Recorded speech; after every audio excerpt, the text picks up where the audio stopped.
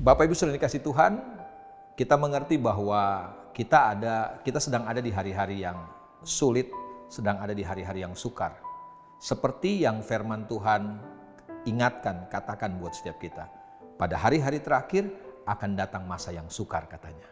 Kalau masa sukar itu datang, kita mengerti bahwa kita sedang ada di hari-hari terakhir. Apa artinya? Bahwa kedatangan Tuhan sudah tidak lama lagi buat setiap kita. Kita perlu waspada, kita perlu ingat, kita perlu berjaga-jaga supaya kita tidak terlelap, supaya kita tidak tertidur. Karena ini yang terjadi. Menjelang hari kedatangan Tuhan, saya mau katakan dunia ini semakin gemerlap, dunia ini semakin indah buat kita. Dunia menawarkan, dunia menyodorkan banyak hal-hal yang indah, banyak kesenangan-kesenangan yang bisa membuat kita terlena, yang bisa membuat kita tertidur, yang bisa membuat kita lupa kewaspadaan kita. Mungkin ada beberapa di antara kita yang berkata, Tuhan masih lamalah kesempatan kita untuk menikmati dunia ini. Toh saya melakukan ini, Tuhan tidak bikin apa-apa kok. Saya melakukan itu, Tuhan nggak bikin apa-apa. Ingat firman Tuhannya. Firman Tuhan katakan begini dalam 2 Petrus pasal yang ketiga ayat yang ke-9. Tuhan tidak lalai menepati janjinya.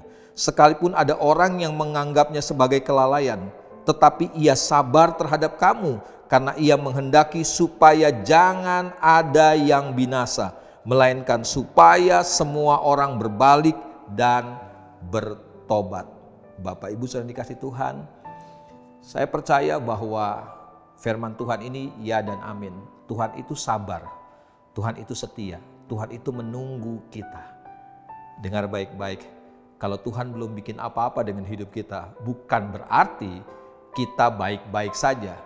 Terus ada dalam kewaspadaan, terus ingat, terus hati-hati dalam kehidupan kita. Bangun kesadaran kita bahwa dunia sedang coba menarik kita untuk kita keluar dari kebenaran, supaya kita meninggalkan kasih karunia Tuhan.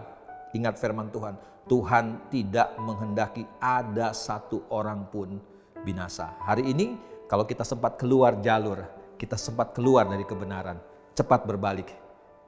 Tuhan masih menunggu kita dengan setia, karena kerinduan hati Tuhan adalah menyelamatkan kita, supaya kita semua tidak binasa, supaya kita semua diselamatkan.